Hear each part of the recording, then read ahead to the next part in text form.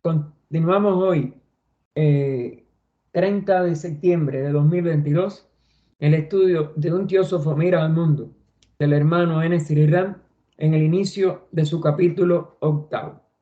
Hay una beatitud y un poder más allá de nosotros mismos, que vienen en ayuda de aquellos que están preparados para recibirlos. Volvámonos hacia aquellas grandes fuentes, de las cuales emanan incesantemente la fortaleza y la inspiración para todos los que, olvidando el yo, están resueltos a aprender y a compartir sin reservas. Este octavo capítulo él lo tituló La contienda. Mire, estábamos hablando de batallas entre seres humanos, entre la luz y la oscuridad. La característica de la era moderna es el crecimiento de la mente concreta.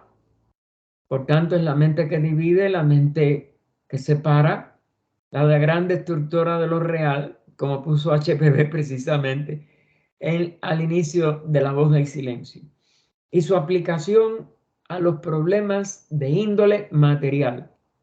Y toda la materia, por ley de ella misma, así como toda la manifestación del Espíritu Uno, por ley de él mismo, durante todo Manvantara, aparecen ambos como separados, que nunca están separados, siempre están en mutua relación, como diversos, cuando tanto Purusa como el aspecto activo de la seidad, como Prakriti, su campo de manifestación o el espacio durante todo el pranaya es el movimiento abstracto absoluto en el espacio abstracto absoluto como toda una unidad. Es decir, que esa es la esencia de la realidad, la seidad. Y es unidad total, tanto como un movimiento, y fíjense que la mente no puede darle cabida a las dos cualidades de ese movimiento, abstracto absoluto. No es un movimiento ni lineal, ni espiral, ni esto, ¿no? Es abstracto, no es objetivo, y no es relativo de que va de La Habana a Matanza o de Los Ángeles a San Diego, que son distancias. En el mundo manifestado, todo movimiento cubre una distancia, o del Sol a la Tierra, o del Sol a Júpiter. ¿Se dan cuenta de la diferencia? Entonces, en la realidad no hay nada de eso. En la realidad no hay nada de lo que vemos aquí. Pero ¿cuál es la condición esencial de la manifestación o del Manvantara? Maya. Aparece como una gran e incontable serie de manifestaciones del espíritu, como espíritu, el logos, las jerarquías, la humanidad, el reino animal, el reino vegetal, el reino mineral, pero todo eso son apariencias. Todo sigue siendo la misma unidad. No hay dos. Pero la mente es la que posibilita esa apariencia. Recuerden que traducir Maya como ilusión es otro de los puntos de apoyo que puede traer, es un punto de apoyo, pero que puede traer mucha mala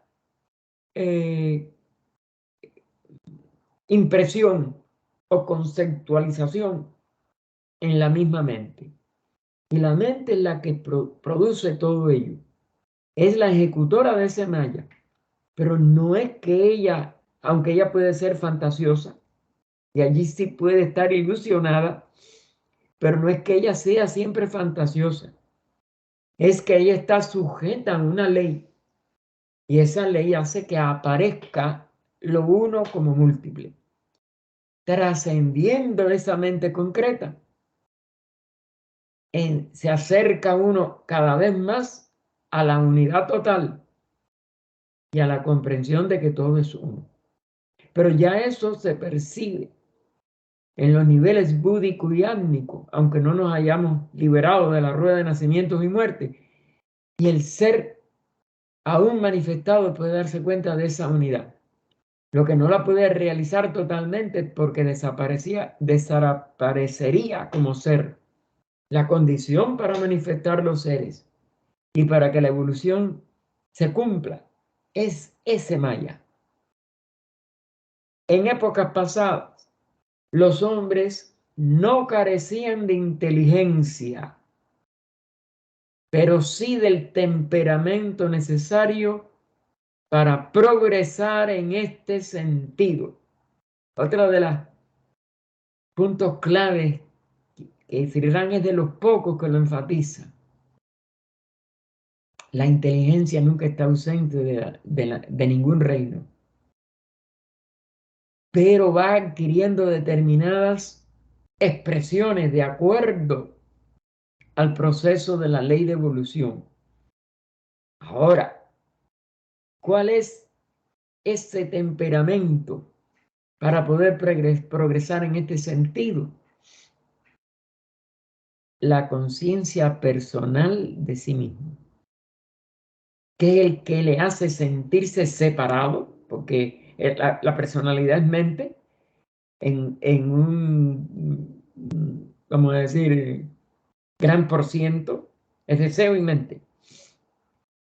Pero al tener mente siente un yo, y el yo le permite entonces buscar ese temperamento para conscientemente en ese falso yo, porque es un yo mayábico, poder cada vez crecer, destacarse, mandar a otros, tener más éxito que otros, etc.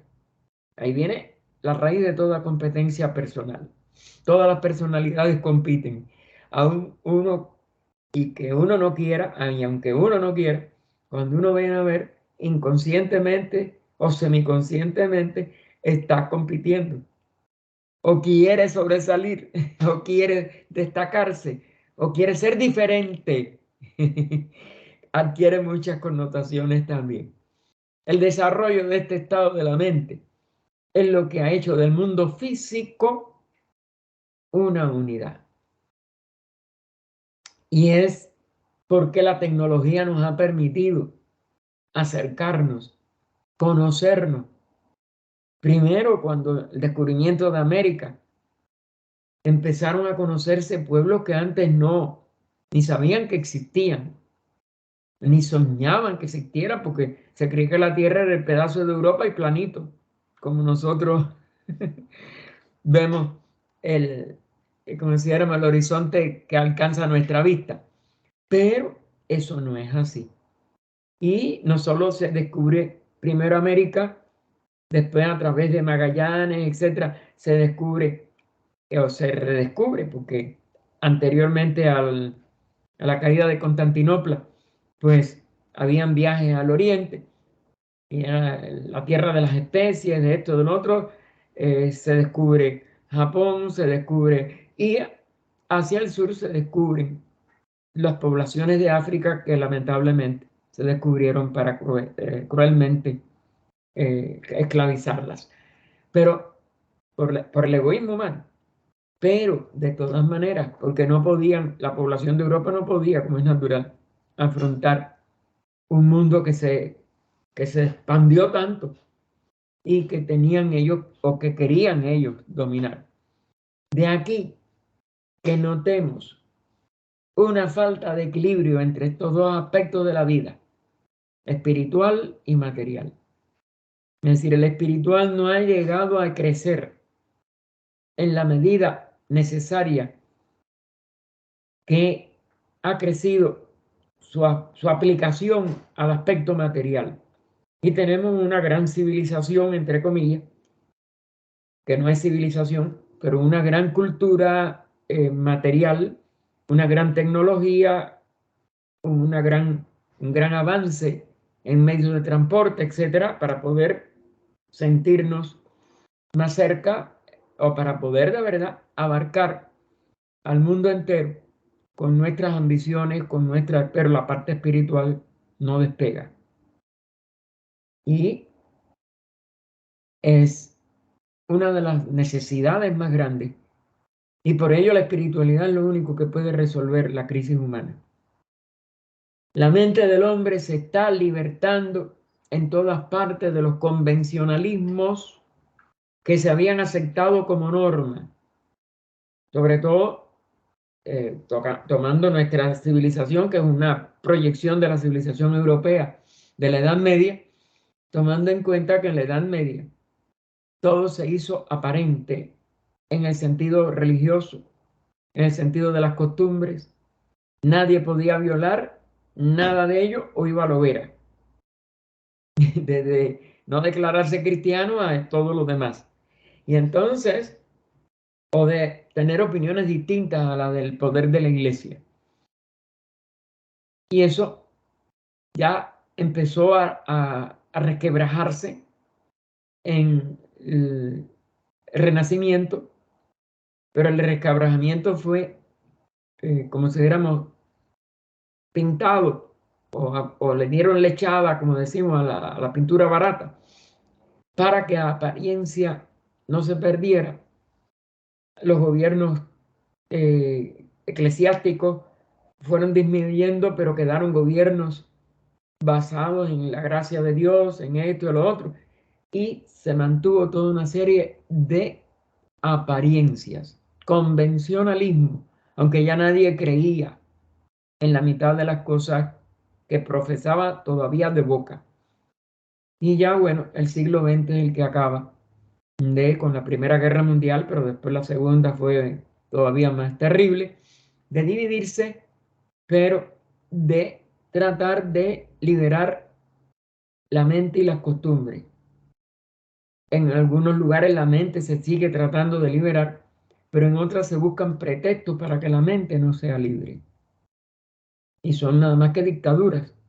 Y eso hace que otro tipo de convencionalismo, de hipocresía o de apariencia se está enseñoreando también todavía en la humanidad. Es decir, la real liberación interna de la búsqueda de la verdad, de la espiritualidad, ha ido ganando terreno en algunas líneas después de la fundación de la sociedad, de la publicación de todas estas obras teosóficas, pero indudablemente que todavía queda mucho por hacer porque se necesita la verdadera calidad espiritual interna de una Nivesan, como la que mañana vamos a recordar sus 175 años que han transcurrido desde su nacimiento, que lo dio todo por la libertad, no solo de su mente, sino de toda la libertad humana, aún antes de conocer la teosofía,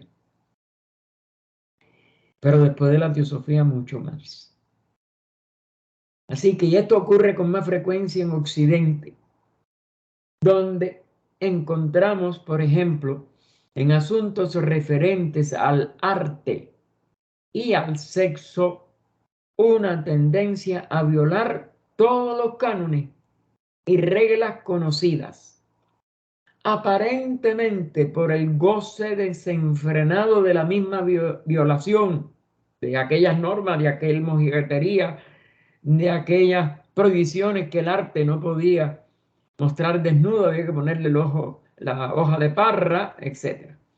De suerte que por algunas décadas ha habido una corriente hacia un estado interior de licencia, al que gran número de personas se preparan a caer por sus excesos de todas clases, tratando de experimentar salvajemente, es decir, a nivel materialista, en los campos de las sensaciones físicas y emocionales. Y esto lo que ha hecho en cierto aspecto es agravar la crisis. Pero esa tendencia, si madura, se eleva a niveles que entonces va a ser, como si dijéramos, el polo opuesto de esta degeneración de las costumbres o de la mente o de los deseos, porque viene una regeneración espiritual, que es lo que este hermano mismo, señor Srirán, tuvo una gran plática que yo no sé si estará contenida aquí, yo no me acuerdo, que se llamó Regeneración Humana. Y de ahí su hija, Radha, hizo que 10 años, bueno, la preparó durante 10 años, que durante 10 años preparara un acto internacional de la Sociedad Teosófica, un seminario internacional de la Sociedad Teosófica que después se publicó bajo el nombre del libro también Regeneración Humana. Porque la regeneración es indispensable, dado que vamos a decir, las fuerzas que lograron desbaratar los convencionalismos, la hipocresía y las normas de cartón, de odio cartón, como dice Martí de Annie Besant. Es lo que voy a leer mañana en lo de si me da tiempo, porque yo tengo que irme muy temprano. Espero que lo de, ¿cómo se llama? La grabación del hermano Oliveira sea breve y que yo pueda participar. Si no, me tengo que ir porque yo tengo que abrir la librería a las 12 del día. Pero bueno, como eso empieza a las 9, espero que yo tenga tiempo. Y es que eso, que todo lo que hay en lo que queda de todas esas religiones deformadas, dogmatizadas, no son nada más que credos de odio y cartón, bajo un barniz de amor y de esto y de lo otro, pero que no es verdadero.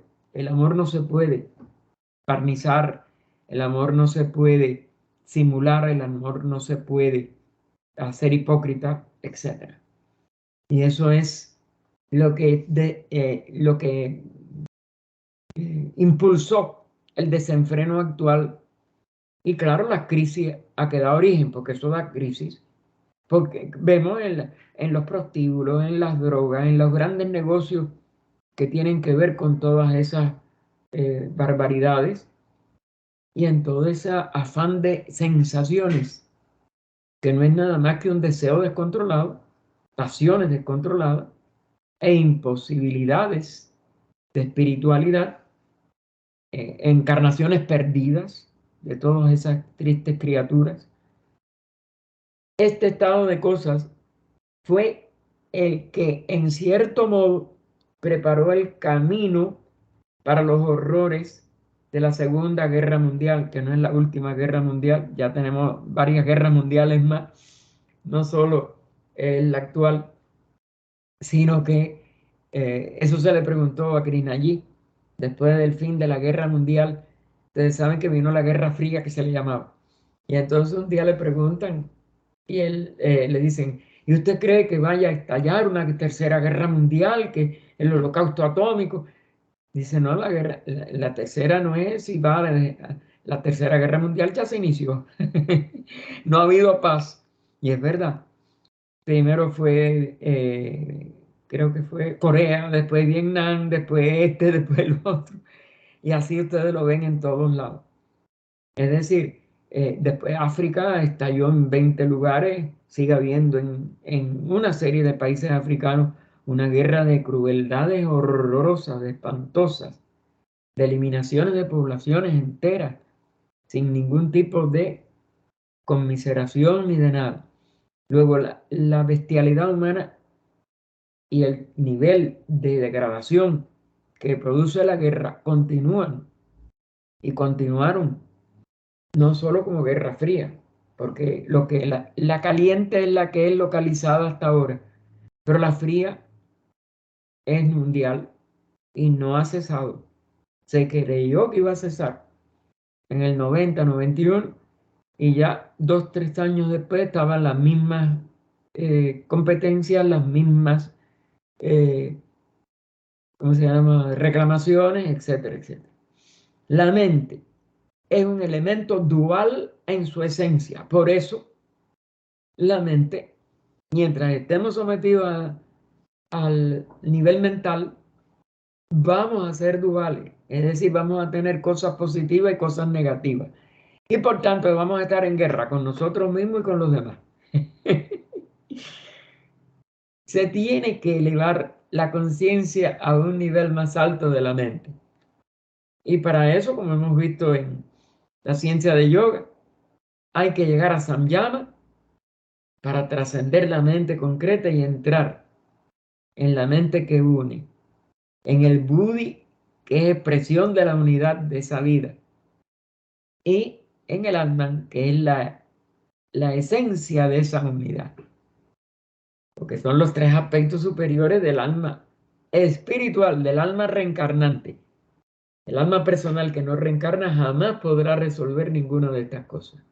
Ella es dual y ella nada más que va a pelear, de una manera o de otra. Así que la mente es un elemento dual en su esencia. Puede con igual facilidad volverse el instrumento de la inteligencia espiritual, pero a través de la ansia de unión por yoga, más adelantada y realizar así sus más nobles impulsos, dando forma y estado como el artista a pensamientos bellos que de otra manera se perderían, como también esa misma mente volverse esclavo de bárbaras pasiones, prestando las diabólicas elaboraciones de su ingenio, la picardía mental, a las fuerzas elementales que normalmente están adormecidas en el hombre. ¿Por qué? Porque nosotros tenemos la herencia animal en nuestro cuerpo cámico y aún en parte de nuestra mente concreta, porque esa mente funciona en combinación con Kama. Pero cuando ella se entrega totalmente a Kama, es mucho más bárbara y animal que la mente animal, que el deseo animal, porque el deseo y la inteligencia que siempre está funcionando en el animal, pero que no funciona en el nivel de un yo personal, sino como un impulso de instinto que sabe lo que le conviene, que sabe lo que tiene que hacer para que su vida se mantenga, para procrear. Por eso en el momento del celo es cuando siente deseo sexual, pero el hombre lo lucubra mañana, tarde y noche, todos los días, toda la semana, todos los años, aun cuando esté ya más allá de la edad, pero inventa esta pastilla para poder seguir disfrutando de lo que le gusta. Esos son los seres humanos que seguimos en una medida más o menos presente, pero cuando no hay espiritualidad, en una medida, vamos a decir, arrastradora de todos los aspectos y toda la conciencia de ese ser humano, a sus aspectos más animales, pero incrementado por una mente con yo personal. Yo quiero, yo quiero, yo quiero, yo quiero. Y eso es lo que lo vuelve esclavo, que no le pasa al animal. El animal está en su instinto. Lo cumple cuando viene la época adecuada a su organismo, pero no lo está elucubrando constantemente desde un yo personal animalizado. Ahora, los elementales están tanto en el animal como en el ser humano, porque parte de la ley de evolución. El elemental, ¿hacia dónde va? Hacia el reino mineral. Y él tiene que seguir su línea hacia abajo. El ser humano, que es el que ya individualmente está en el verdadero arco ascendente, es el que tiene que dejar a un lado esas demandas cámicas que ya no le son útiles, o en la época que no se lo son útiles, o en la medida en que no le son útiles, porque él tiene que seguir usando su cuerpo y va a seguir teniendo elementales mientras no pueda alcanzar la liberación del ciclo de necesidad y pase más allá del ser humano a ser un ser superhumano, pero si él puede, mientras tanto, mientras está en ese arco ascendente, estar atento a sus elementales y nada más que usar esos resortes de su cuerpo donde les sea necesario para conservar la vida, para procrear, para esto, para lo otro, pero no para ser el esclavo de todos esos impulsos. Hemos visto realizarse esto ante nuestros propios ojos. Y esa es la crisis de nuestra actual civilización, que no es civilización, pero bueno, de nuestro actual estado de tecnología avanzada, de una mente que ha de verdad descubierto toda una serie de aspectos de la materia, pero que es incapaz de descubrirse a sí mismo como espíritu. Y ese es el reto que tenemos los que nos damos cuenta que, como dijo también el apóstol de Cuba, de Martí, que lo nombré al inicio por lo de Annie Besant, la vida humana sería una invención repugnante y bárbara si estuviera limitada a la vida de la tierra. Y él nació en el siglo XIX, es decir, en 1853, y se dio cuenta que aquello era una barbaridad. Por eso es que escribe de la espiritualidad de Annie Besant, pero de la espiritualidad de la teosofía completa. Es lo que quiero que vibre mañana como un homenaje a Annie Besant, porque él le hizo un homenaje a Annie Besant en un escrito corto, pero fabuloso.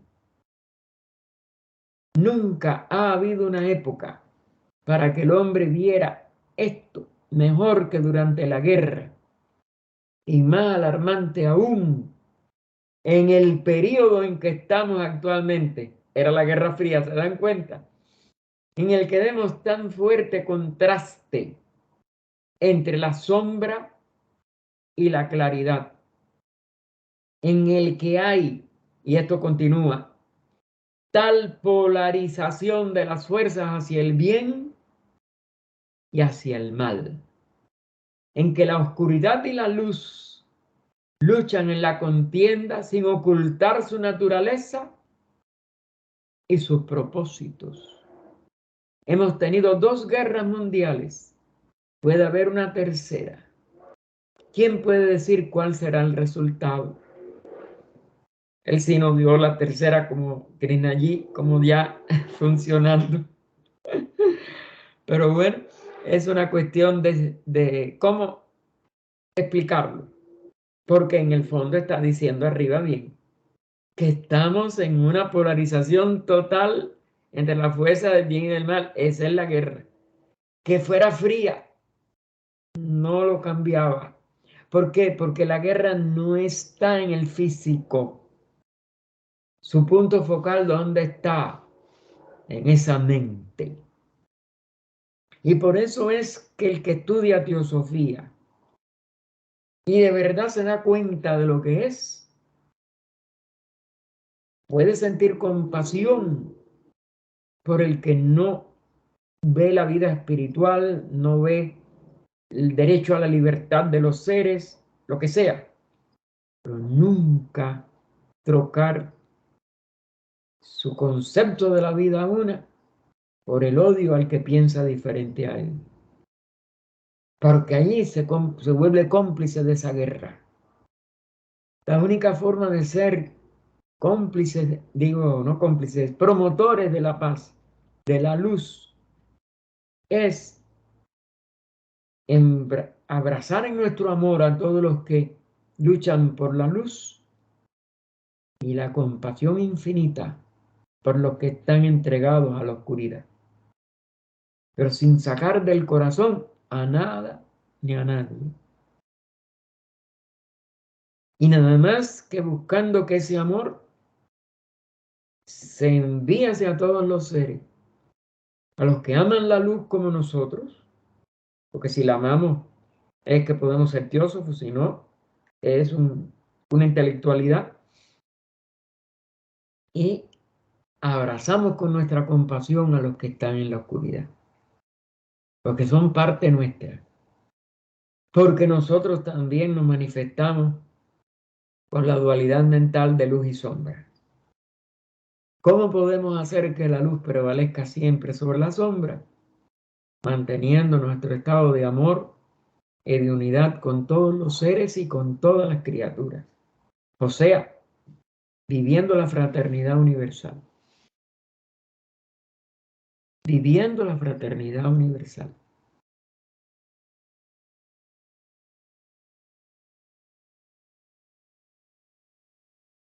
Entonces viene la teosofía en nuestra ayuda.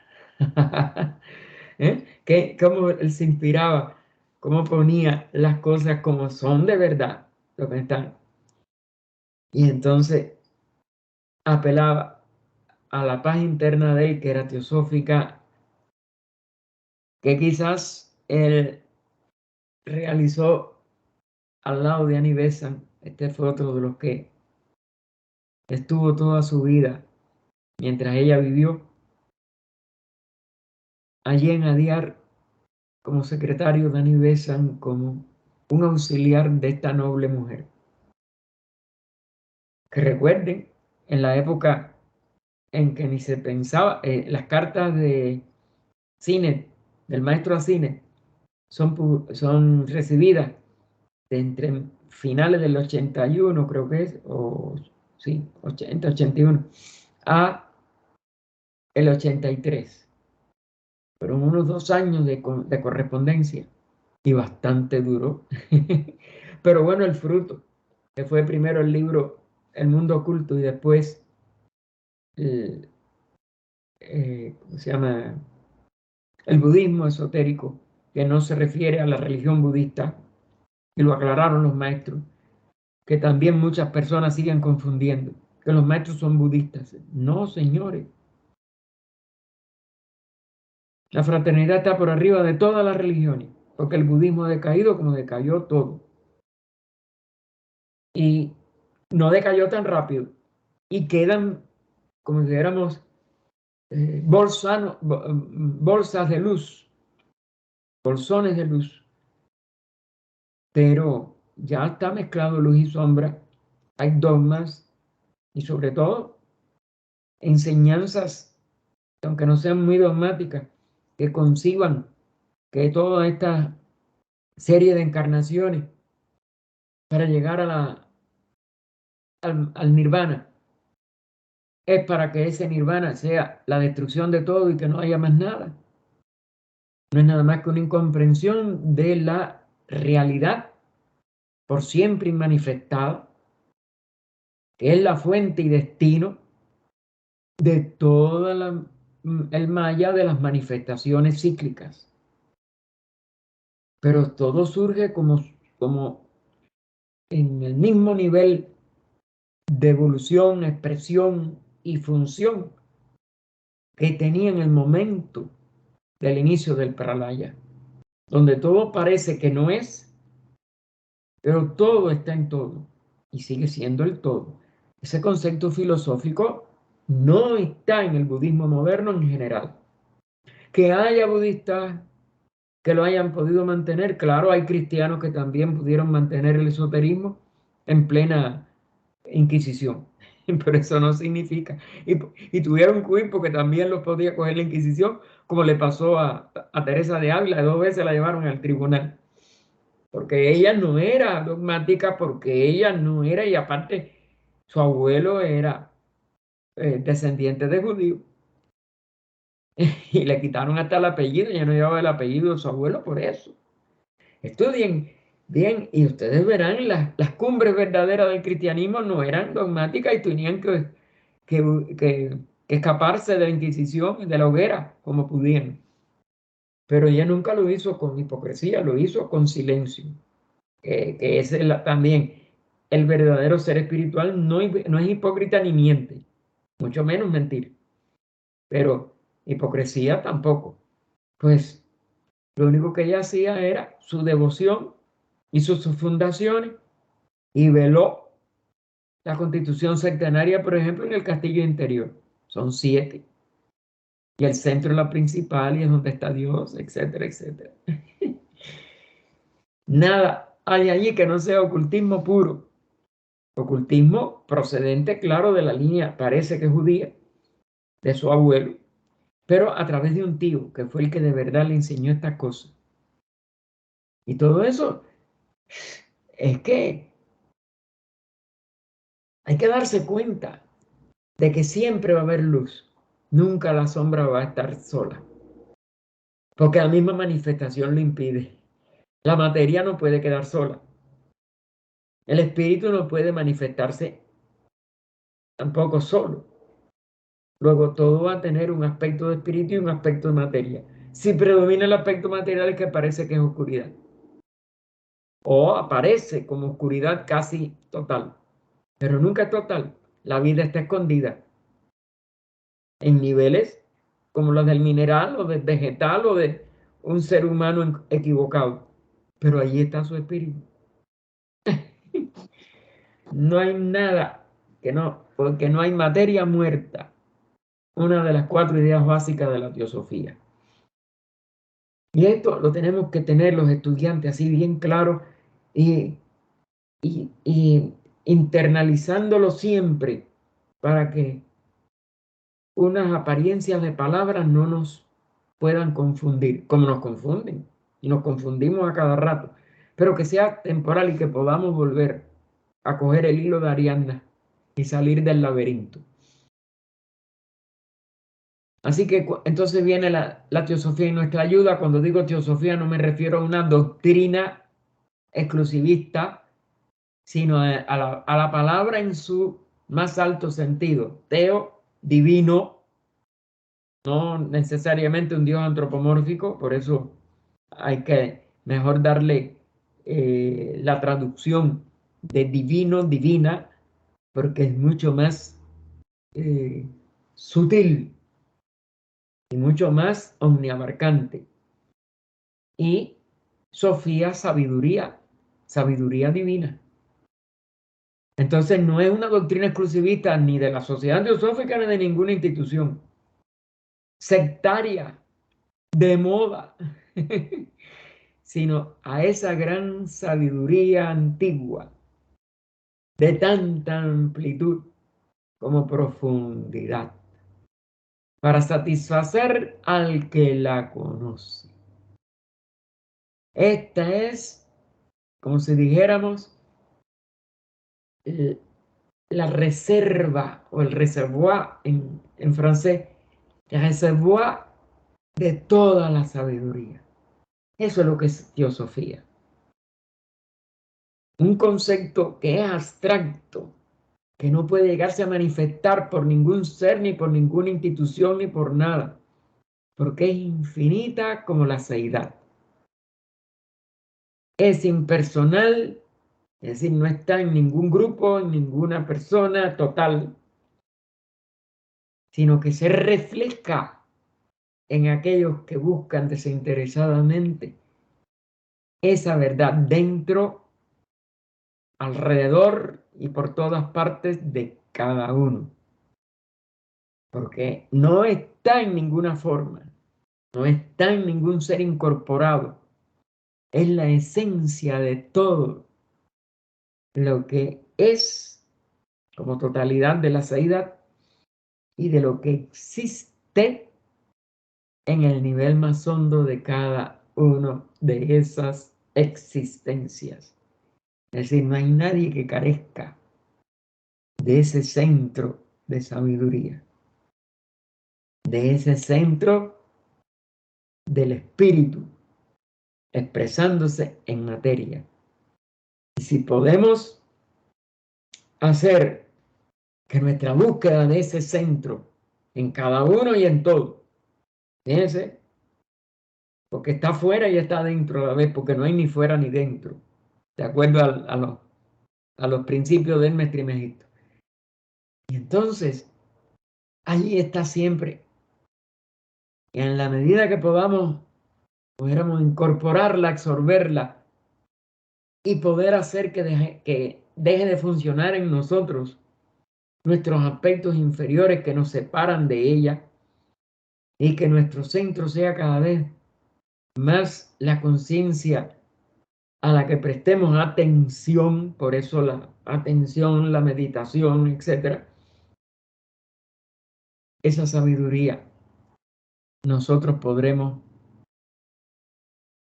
incorporarla a cada uno de nuestros actos, pensamientos, deseos, pero claro, siempre en un nivel parcial.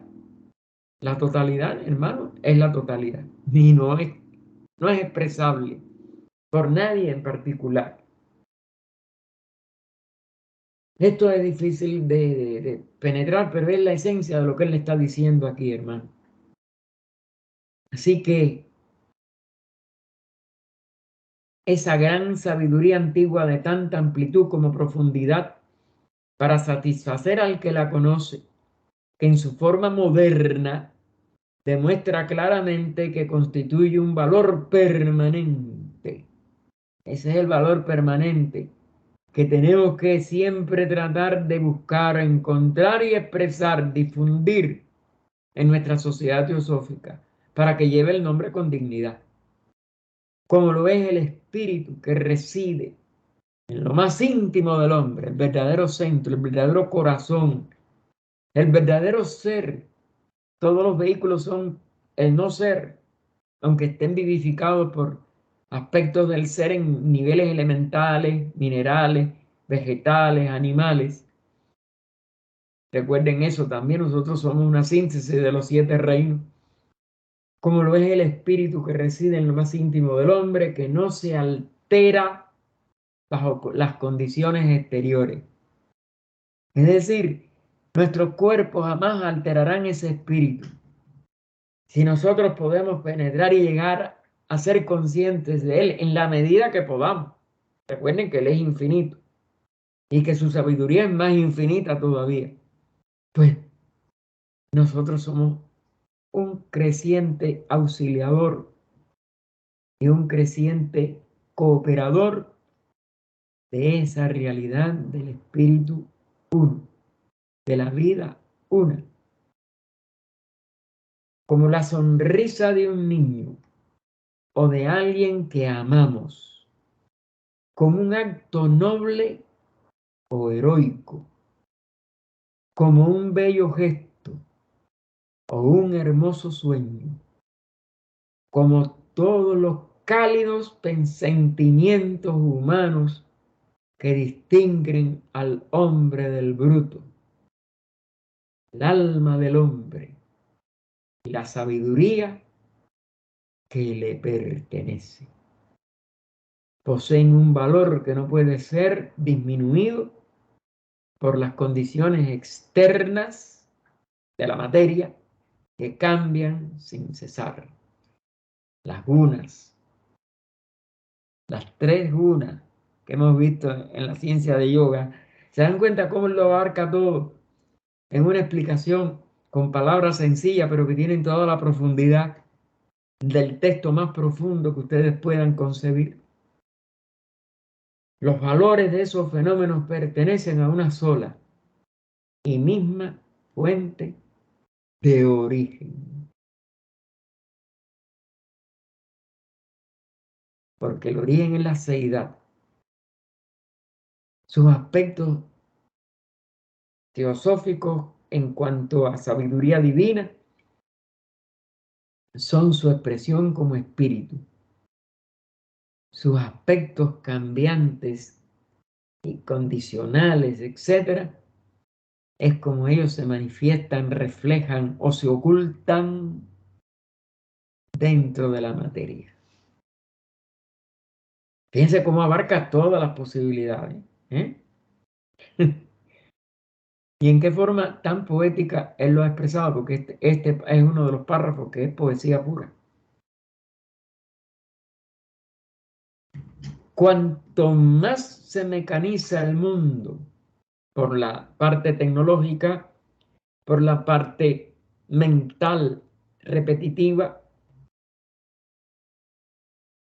tanto mayor es la necesidad de acentuar el valor de la personalidad humana y mayor debe ser el cristal que la refleje.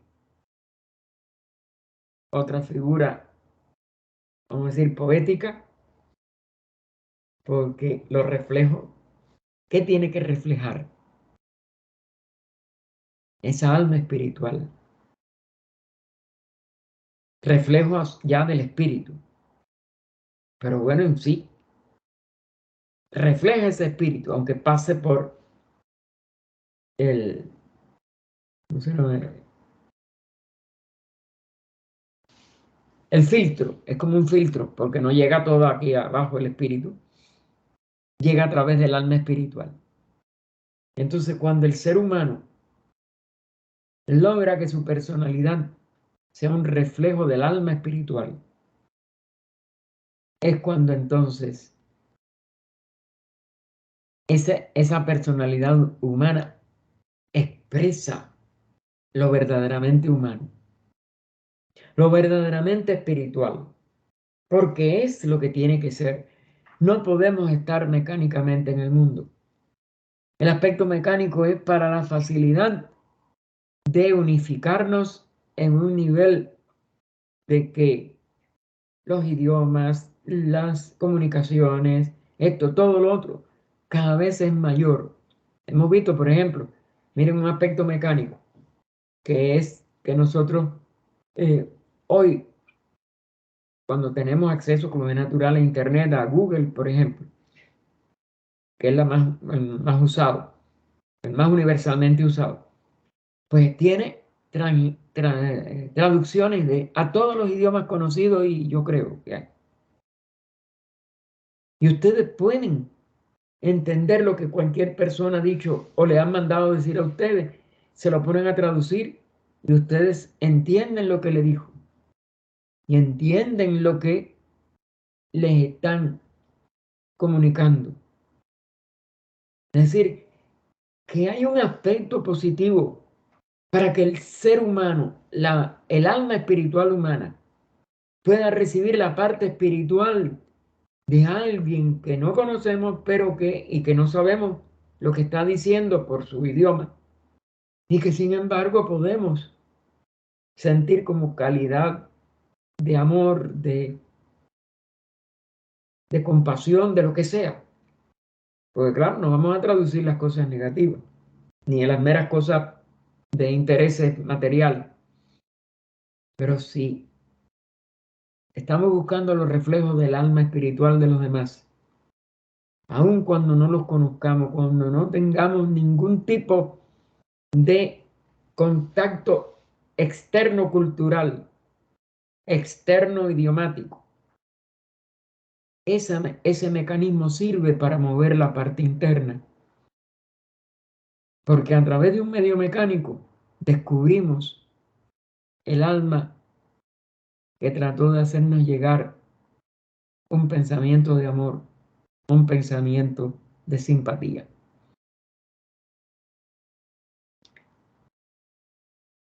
La vida tiene valor por su potencialidad y encanto, y su libre e innata fluidez. La vida es mucho más sutil que todos los vehículos de materia que usa. No puede cortarse esa fluidez por ninguna férrea imposición que puede sí detenerla momentáneamente. Es decir, más bien no detenerla, sino quitar su velocidad momentáneamente. Pero al fin y al cabo ella va a fluir. Si sabemos llegar a la vida, si nos ponemos como receptores en la posición de la vida, no de nuestras formas, no de nuestras eh, apariencias, sino de nuestra conciencia. Y tratamos de ir de la mente a la conciencia espiritual nuestra misma. Y claro, tratamos que entonces ella se refleje en nuestra mente con más fluidez, con más energía. Y por tanto, podemos captar la energía misma de los demás en esa misma forma. La mitad de las dificultades por que atraviesa el mundo se debe a que el hombre ha aprisionado esa vida en turbinas concebidas por su mente para producir una fuerza artificial devastadora. El poder del capital, de la política y del militarismo. Pone 3 ejemplos, los más, como es natural, los más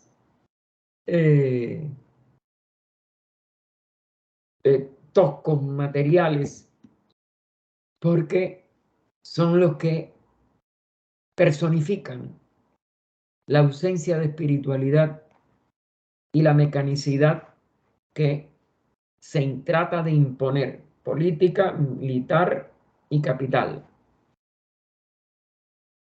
Y entonces dominar por ahí la vida de todos, sin importarle la parte espiritual.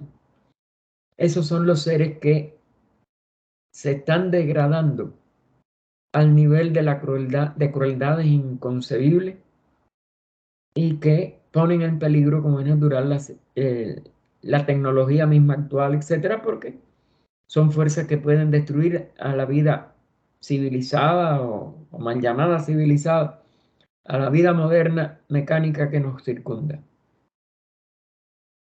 Quitándole el paréntesis,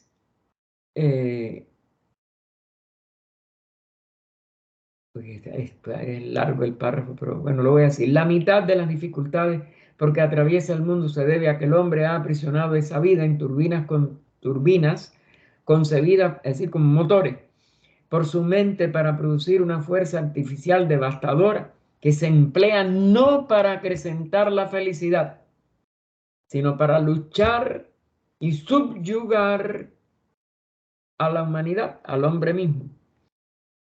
Es decir, que no se hace para elevar ese ser humano, sino para obligarlo a que obedezca en cualquiera de sus niveles, en cualquiera de sus formas, o por pobreza, comprándolo con riqueza, o por la fuerza de las armas, o por la fuerza del gobierno que pueda usar de estos dos elementos, porque claro, usa tanto de los bienes o del capital en general, capital es todo, como de la fuerza bruta de las armas. Y es para subyugar a los demás. Es decir, la mente que dice yo soy el que mando y todos los demás me tienen que obedecer. Que casi todos los grandes mal llamados estadistas o gobernantes, etcétera, han hecho, confesado o no confesado, pero que es su único propósito. Todo el mundo me tiene que obedecer, yo soy el único que tengo inteligencia, el único que mando, y todo el mundo me tiene que obedecer o morir. Y eso es lo que prevalece todavía en el género humano actual. La antigua sabiduría, ahora se va a esa era o a ese yuga, que es como le llaman en la India, el yuga de oro de nuestra raza y de razas anteriores, porque toda raza ha tenido su nacimiento con un esplendor místico, espiritual inmenso. La antigua sabiduría, que en nuestro caso, sobre todo, se enseñoreó en la antigua Aryavarta, no la India como la conocemos políticamente ahora, sino ese subcontinente con otras fronteras, etcétera, donde se gestó la primera gran expresión del Manu, de nuestra raza y de sus discípulos directos que duró más de 1.700.000 y pico mil años. Recuerden que el yuga de oro es enorme.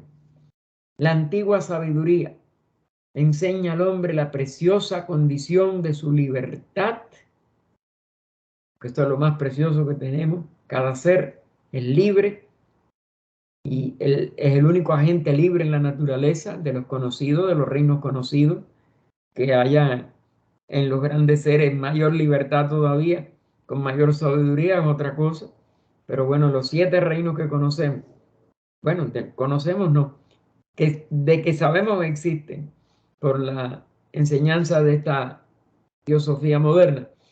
Pues esa sabiduría antigua nos da esa condición esencial de la libertad, de lo que llamamos en la decisión humana libre albedrío. Y es la condición más preciosa que tenemos todos, porque tenemos un yo que bien empleado permite que nosotros hagamos elecciones correctas siempre, como es natural, porque si no, no sería sabiduría, o no sería un uso sabio de esa libertad, para hablar con mejor propiedad. La antigua sabiduría enseña al hombre la preciosa condición de su libertad, mostrándole que si recurre a sus instintos más nobles, como ya se ha revelado en todas las épocas y en todos los climas, se puede llegar a construir un orden en que se combina la libertad con la seguridad, la estabilidad con el progreso, la creatividad en la cooperación. Fíjense, se coopera, pero todo el mundo lo hace con su creatividad, con su aporte único, su unicidad, como se le llama en los estudios filosóficos. Es decir, que es un orden perfecto, un orden que es, como si dijéramos, previo, rige y continúa por siempre en esta edificación de la conciencia más alta del ser expresándose en este plano físico, que es la consumación de la evolución humana, la culminación.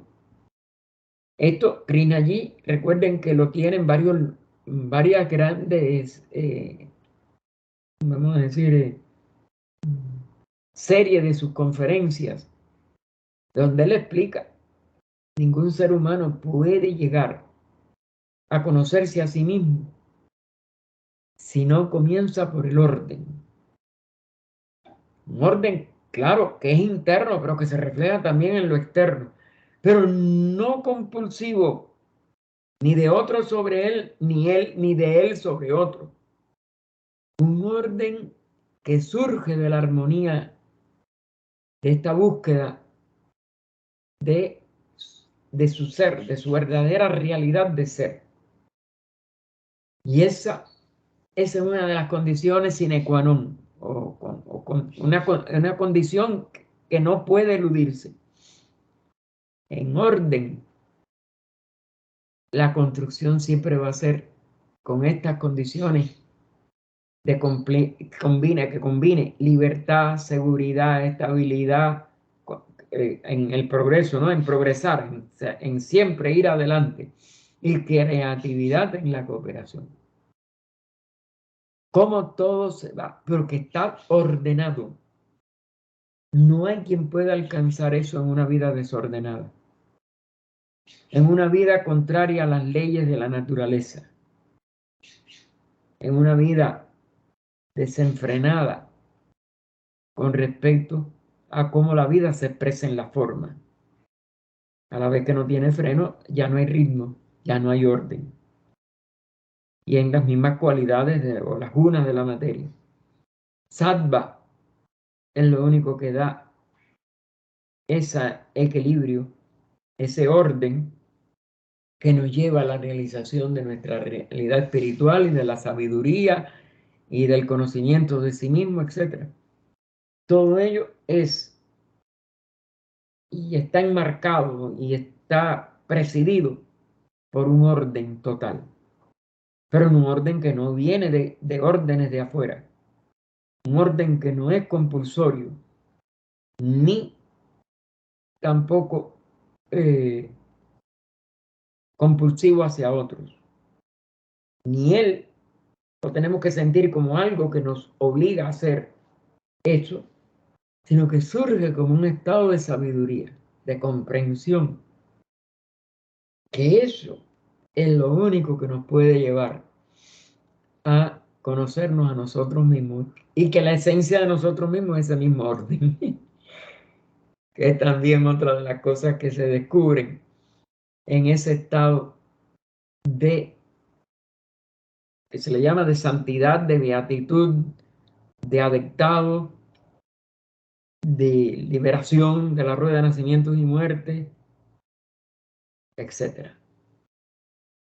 Aún liberación de la individualidad. La vida es una y entramos en ese todo, totalmente, perdonen la redundancia, eh, plenos en esa unidad y la plenitud de nuestra unidad misma.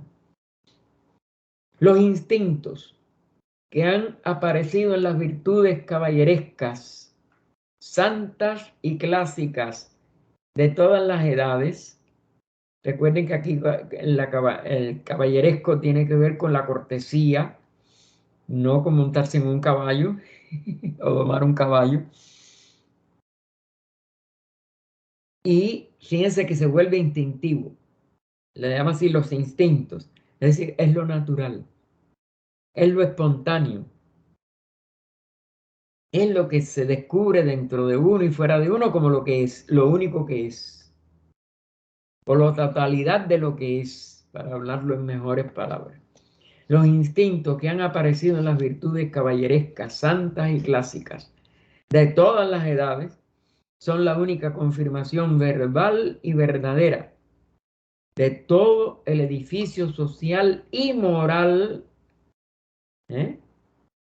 Social en el sentido que abarca la manifestación humana, es decir, un manvantara en su sentido ya superior, y moral porque es parte de ese orden, parte de esa armonía, parte de esa realidad, que es lo que llamamos moral, ética, etcétera, pues es eso, es una ley.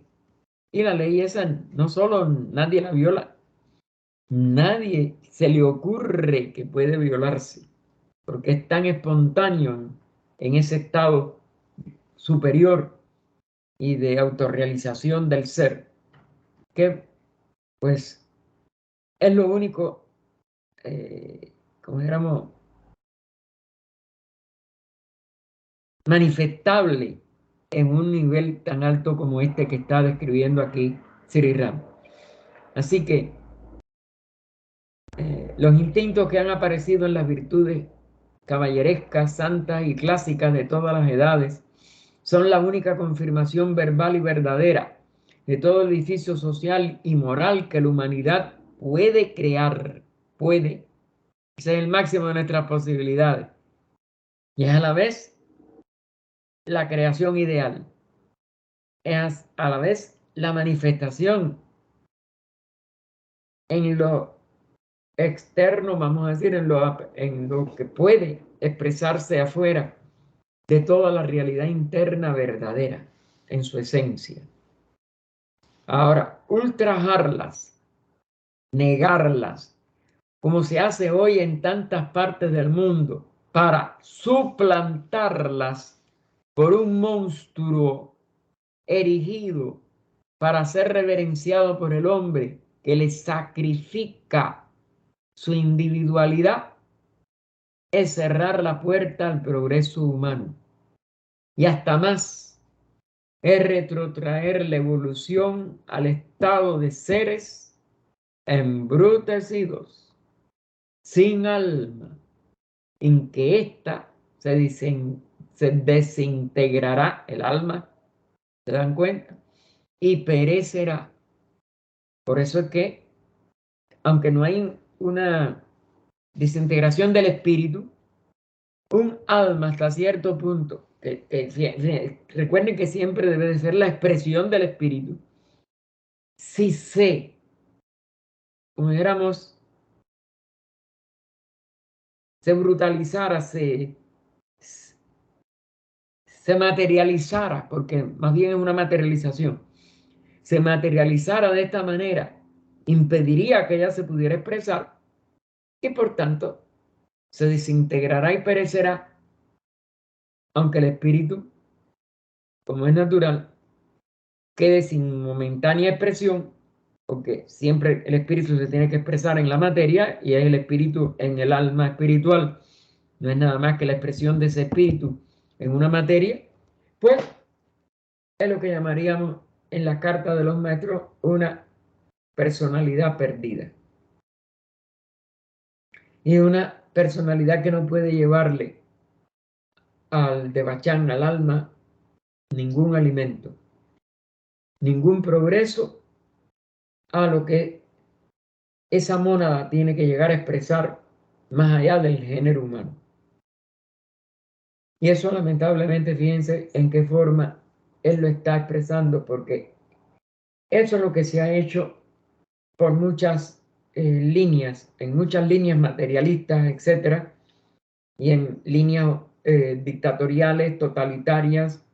Todo eso es eso, ultraja, niega y hace que suplante la parte descrita en el párrafo anterior de pleno desarrollo del alma espiritual y de su liberación de la rueda de nacimiento y muerte, la suplanta con un monstruo erigido para que el hombre se sacrifique, es decir, muera en aras de cosas que no tienen valor ninguno para su evolución. Llámense de los nombres que se llamen, eso no importa ahora. Él por eso lo pone de esta manera genérica, porque hay muchas formas y hay muchos nombres que se le dan a cosas con cierta apariencia de nobleza, que nada más que tienen por interés esto, obligar a enviciar, obligar a esclavizar, obligar a cualquier cosa negativa, a odiar, a guerrear, a llevar a las personas a que maten a otros de los suyos. Y eso es lo que vemos hoy, la violencia en todas las ciudades, la violencia aún en campos, la violencia generalizada de una sociedad en crisis, de una humanidad, no de una sociedad, de una humanidad en crisis, porque nada más que se ha buscado mantener la competencia, el odio, el desprecio, el dominio de unos por otros, etcétera, etcétera. Ya no es solo del hombre por la mujer o de la mujer por el hombre en los matrimonios, ya es de los padres a los hijos que quieren obligarlos en vez de, como dijéramos, cultivarlos en una comprensión creciente de lo que deben y quieren ellos mismos, en lo más profundo de ellos mismos, pueden descubrir que quieren hacer. No, todo es órdenes y esclavos, órdenes de dueños y esclavos a obedecer. Eso nunca va a poder triunfar. Y eso siempre va a demorar nuestra evolución, a enredarla en karmas muy horrorosos, negativos, etc.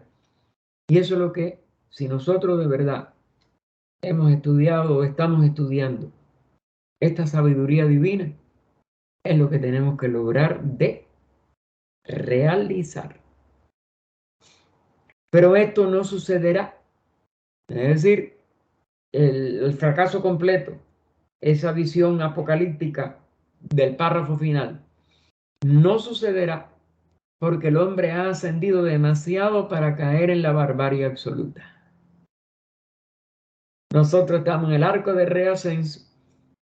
No hay que temer, como los muchos dogmáticos religiosos, al fin del mundo, o los materialistas de que el mundo no tiene, como si dijéramos, una guía y que de todas maneras se va a despeñar, etc. Es decir, las actitudes pesimistas de gran parte de nuestra actual opinión pública en todos los países y bajo todas las variantes y todas las vestiduras que ustedes le quieran poner o todos los incentivos negativos que otros quieran usar, no va a caer en esa barbarie absoluta. Estamos ya demasiado altos y hemos salido ya de la única raza que sí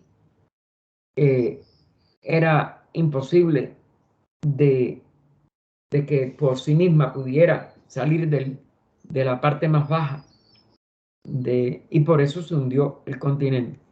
Aquí podrán hundirse países completos o partes completas de la humanidad, porque claro, también estamos eh, muy polarizados, como dijo al inicio, muy polarizados, y la polarización trae estas cosas, pero el otro polo ya tiene demasiada fuerza, el polo del bien, el polo del amor, el polo de la unidad, y por eso no va a haber fracaso completo. La causa de la libertad y la fraternidad. Fíjense cómo le pone iniciales mayúsculas a los dos. La causa, y es una sola, de la libertad y la fraternidad prevalecerá finalmente en todo el universo. Ese es el plan de evolución y es lo que va a prevalecer. Que individualmente, que personalmente, muchas encarnaciones se pierdan, correcto. Que personalmente, individualmente, muchos esfuerzos fracasen, correcto, porque todavía la fuerza de lo negativo es bastante violenta, pero absolutamente no van a triunfar estos aspectos negativos. Y la causa de la libertad y fraternidad va a prevalecer también de todas maneras. No solo porque tal es la dirección que sigue la naturaleza con fuerza irresistible. Después de la cuarta raza estamos ya en el arco ascendente hacia el final de este periodo mundial. Las razas sexta, séptima son las que van a tener mayor éxito más rápido y con menos lucha, o con casi sin lucha, sobre todo en la séptima. Y la quinta, sexta y séptima rondas pues también serán de prevalente armonía, de prevalente ascenso. No habrá un descenso en la quinta ronda ya a estos niveles materiales que todavía nosotros estamos compartiendo, sino que ya será el impulso que llevará a gran parte de las mónadas manifestadas en nuestra humanidad a su nirvana, a su perfección total, que no va a ser una destrucción, sino que va a ser que salen del nivel humano, como seres humanos, sí es verdad que terminan, no hay regreso atrás, sino que se expresarán hasta el final del ciclo mandatárico como jerarquías de dianchohánicas, es decir, de señores de sabiduría. Dianchohan es un señor de sabiduría. Diani es su sabiduría y Chohan es señor. Y por tanto, cooperadores del logo. Es el verdadero, como dijéramos, el verdadero destino, el verdadero karma de nuestra actual humanidad.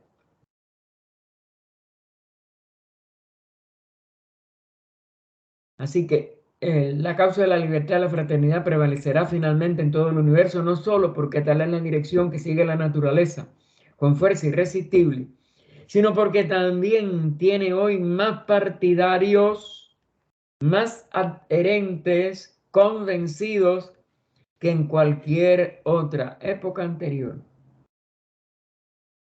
Es decir, que aunque todavía no sea mayoría de esa humanidad, la fuerza proporcional de esa cantidad es suficiente para subvertir la preponderancia de lo que en la superficie parece que sigue siendo la orden del día o la orden de la naturaleza.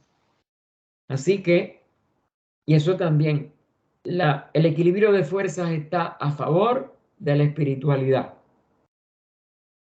La lucha en que hemos participado parece ser el último ataque agudo antes de la aparición de una nueva era verdadera, en la que se espera que el mundo se organice, es decir, tome un orden, porque la organización, recuerden, es una forma del orden en sus diversas partes, de suerte que no solamente se mantenga la paz entre una nación y otra, asegurando de este modo la continuidad del progreso, sino que cada hombre por primera vez, cada hombre, cada ser humano de la actual, cada expresión monádica de la actual humanidad, por primera vez recibirá un reconocimiento práctico de su propio valer.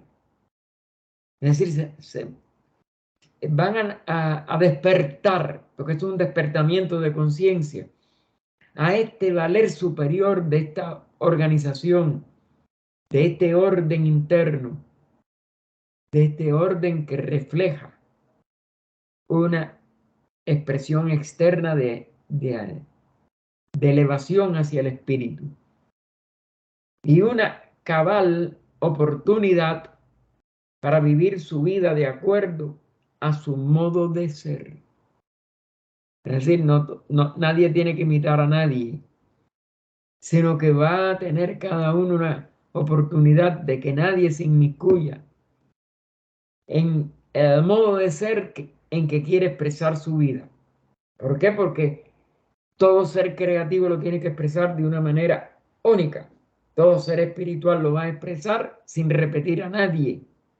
Y por tanto, no hay que obligar a nadie, no hay que pedir a nadie que nos imite, porque cada uno va a ser único.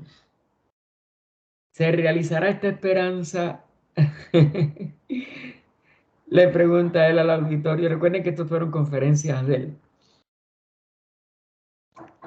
La teosofía se ocupa de la vida fundamental o de lo fundamental de la vida del hombre, la naturaleza y Dios. Recuerden que ya yo creo que en esa época estaba escrito el libro de Taine. Él fue muy amigo del doctor Taine, fue el que lo nombró su sucesor. Y ya había esta comparación entre lo que es la totalidad, lo que es ya esa expresión jerárquica de la naturaleza en reinos y lo que es el ser humano, que es lo más notorio de la manifestación de los tres. Porque Dios en realidad no puede expresarse totalmente, o la divinidad, lo divino. Siempre está creciendo, pero más nada. Y los reinos, pues ninguno puede expresar lo fundamental como el ser humano.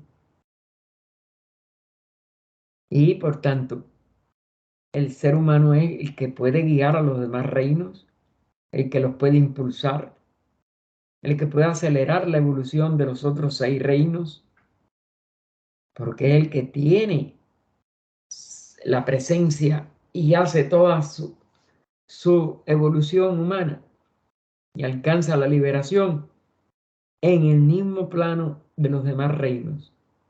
Aunque haya tanta diferencia de evolución entre los reinos, porque ninguno tiene individualidad, su vida nada más que se puede expresar a través de lo que llamamos las almas grupales.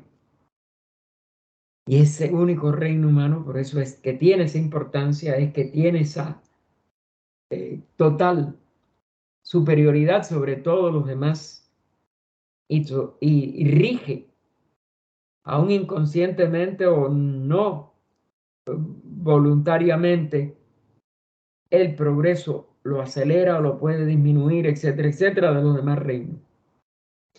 Y el impulso humano, por eso es que cuando de verdad se despegue hacia lo espiritual, pues adelantará enormemente su efecto en los 6 reinos que nos preceden.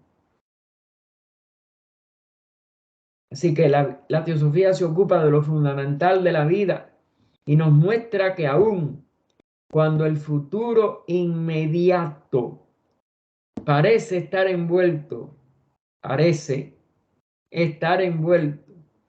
en o puede, perdón, dice puede, perdón, que yo puede estar envuelto en la oscuridad, yo digo, y parece, porque es que la mayoría de la humanidad cree que aquí no hay salvación, que aquí no hay posibilidad de seguir adelante, etcétera, porque no conocen teosofía y el plan de evolución. Y claro, puede estar envuelto en apariencia, en la oscuridad. El progreso ulterior del hombre es cierto. Es decir, que ya está en el plan de evolución, está, como éramos, impulsado por el mismo logos de nuestro sistema y por ello tiene que tener el efecto que el plan ya prevé o ya tiene plasmado como plan, que después de su descenso al valle sombrío de la muerte, otra de las ideas que todavía está en una gran parte de la humanidad, que la muerte ya no tiene otra posibilidad y que los materialistas tienen razón, porque los religiosos dogmatizaron tanto que hicieron una caricatura de la vida después de la muerte y aún de la vida física, pues, y cuando se piensa que es una sola encarnación, toda esta barbaridad, pues eso no es verdadero, eso no es cierto. Y entonces la ley del progreso ulterior del hombre sí es cierta, pues esta idea que prevalece todavía en una parte de la humanidad, que después de su descenso al valle sombrío de la muerte y quieren por eso mantener los cadáveres y dejar, como dijéramos, los cadáveres en un estado que puedan volver a la vida después, todas esas ideas absurdas, debe llegar inevitablemente a la aurora de la resurrección para que se realicen los mejores sueños y esperanzas de la humanidad. Es decir, creen que tiene que ser que Dios levante al hombre o que la ciencia levante a los cadáveres, como hay mucha gente que lo está guardando en congelaciones especiales.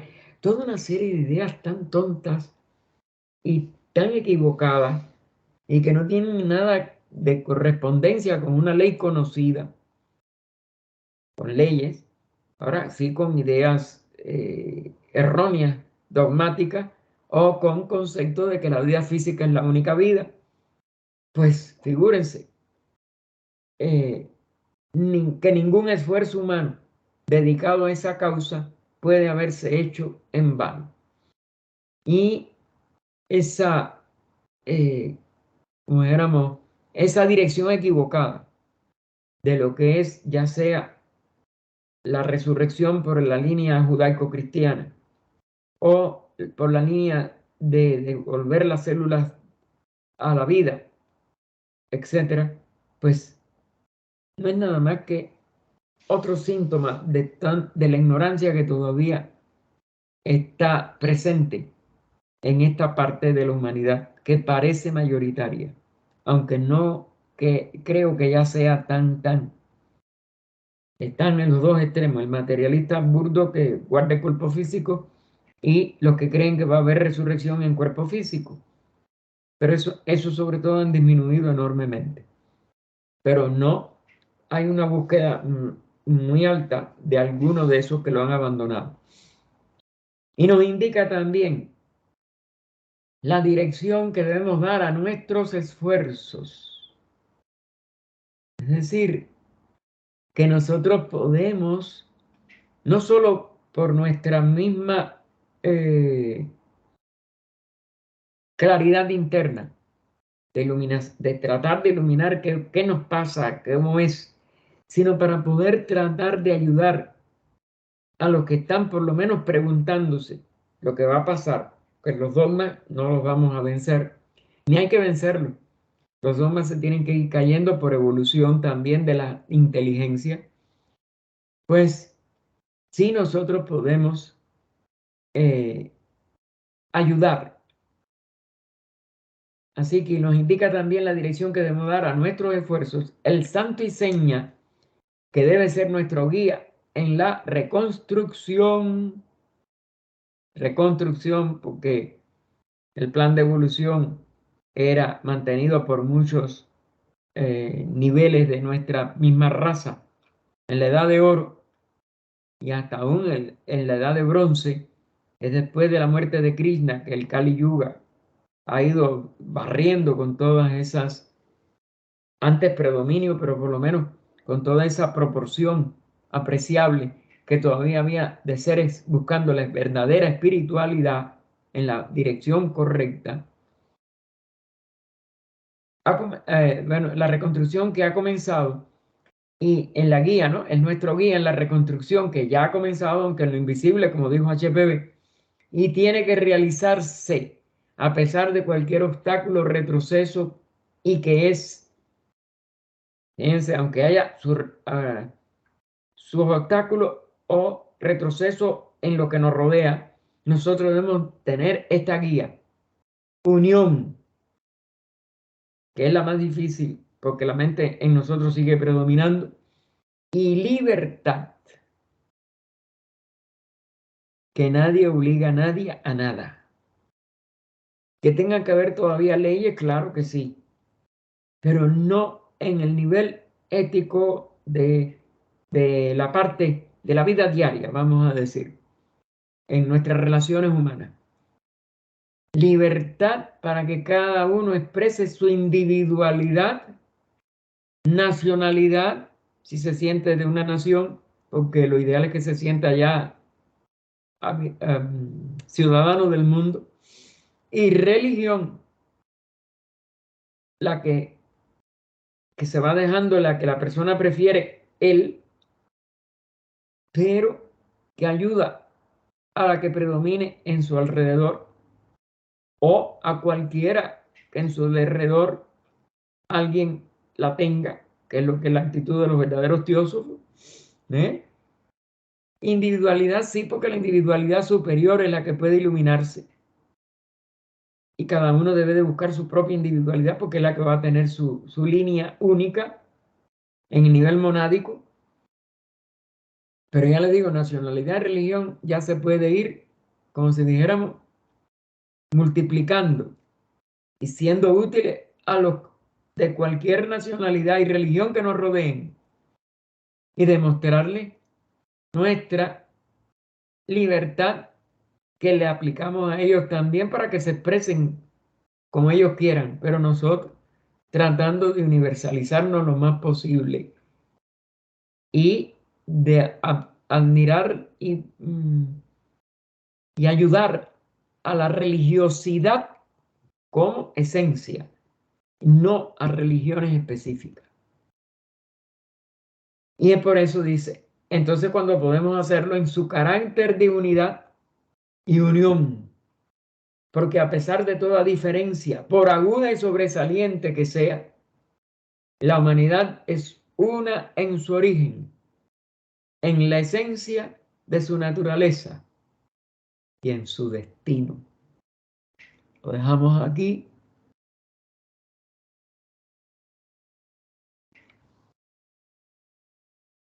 Que tiene un mensaje final bellísimo de ese destino. Y el 7 de octubre, que será el próximo viernes, continuaremos en la 55, el problema.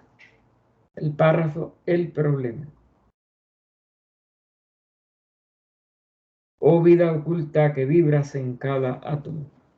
Oh luz oculta que brillas en cada criatura. Oh amor oculto que todo lo abarcas en la unidad. Que cada ser que se sienta uno contigo, sepa que por lo tanto es también uno con todos los demás. Paz, paz, paz a todos los seres. Nos vemos en una hora, hermano.